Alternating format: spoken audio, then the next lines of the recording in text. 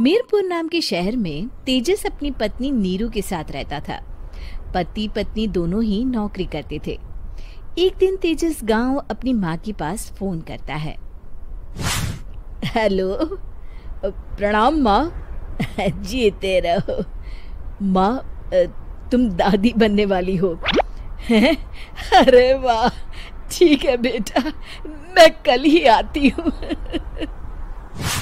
जब माँ जी शहर पहुंची तो बेटे बहू ने बहुत अच्छे से स्वागत किया। लीजिए माँ जी, चाय। अरे गर्मा गर्म पकोड़े ले आओ माँ के लिए। नीरू रसोई में गई और 2 मिनट में ही पकोड़े ले आई। जी ये लीजिए। बहू जादू से बनाए हैं क्या? अभी तो रसोई में गई थी। यम्मी। माँ जी, शीला रसोई में पकोड़े तल रही है, मैं बस लेकर आई। हे भगवान, मेरा धर्म भ्रष्ट कर दिया तूने। अब तो गंगा जल से शुद्धिकरण करना होगा। दूसरे दिन, माँ जी मैंने नाश्ता बना दिया है, ऑफिस जा रही हूँ। पर अभी तो घर का सारा काम पड़ा है। शीला आती ही होगी, झाड़ू पोछा बर्तन कपड़े वो सब कर लेगी। हमारे जमाने में घर का सारा काम हम ही करते थे। जी माँ जी, आप बहुत होशियार हैं, मैं घर ऑफिस दोनों नहीं संभाल पाती। तो जरूरत क्या है घर से बाहर जाकर चाकरी करने की?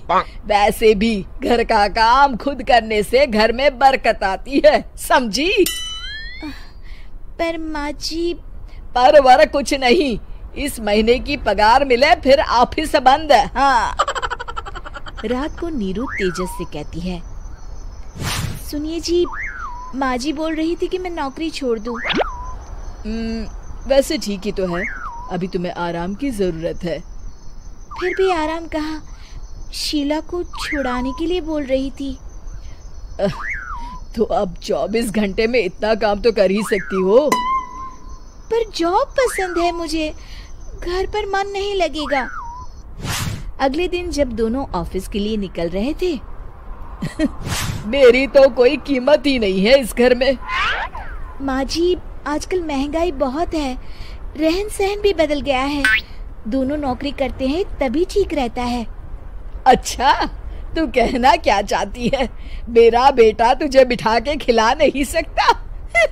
तू ही इस घर का खर्च चला रही है, हैं?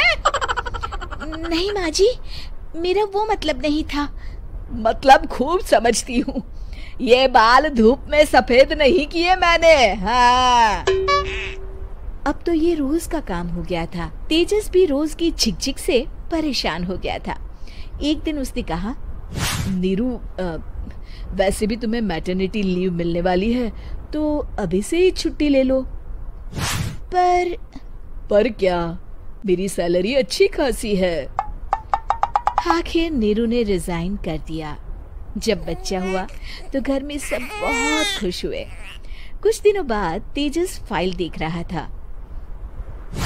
क्या हुआ तेजस, कुछ परेशान लग रहे हो? हाँ, वो हमारी जितनी सेविंग्स थी वो तो हॉस्पिटल में और छठी के फंक्शन में खत्म हो गई है नीरू। और अभी वैसे मंदी चल रही है तो मैं बोल रही थी कल मुन्ना को हेपेटाइटिस का टीका लगवाना है। नीरू, क्या पोस्टपोन नहीं कर सकते? नहीं जी, बिल्कुल नहीं। अब तेजस को समझ में आ रहा था कि उससे गलती हुई है। पैसों की कमी का असर घर के माहौल पर भी पड़ रहा था।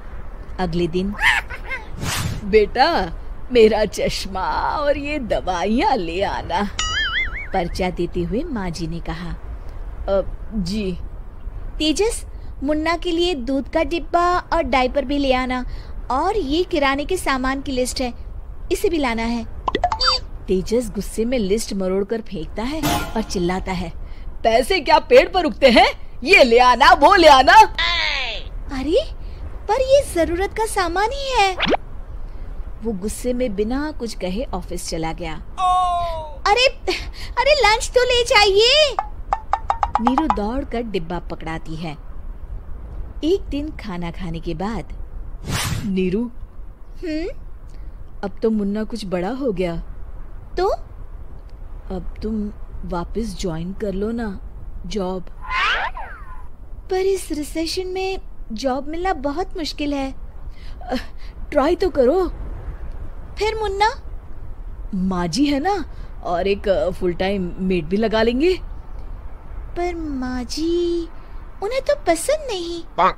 तभी माँ जी वहाँ आ जाती है और प्यार से नीरू के सर पर हाथ फेरते हुए बोलती है, अब मेरी समझ में आ गया बहू, पहले के और अब के समय में अंतर है। तुम काम शुरू करो, मुन्ना की जिम्मेदारी मेरी। मेरी प्यारी माँ जी। ये कहकर नीरू उनके गले लग गई। शिक्षा, परिवर्तन संसार का नियम है, हमें भी समय के साथ चलना चाहिए। उम्मीद है कि आपको हमारी ये कहानी पसंद आई होगी। कृपया हमारे चैनल को सब्सक्राइब करें और सभी अपडेट्स के लिए बेल आइकन जरूर क्लिक करें। और हाँ, वीडियो लाइक और शेयर करना मत भूलिएगा। Bye bye.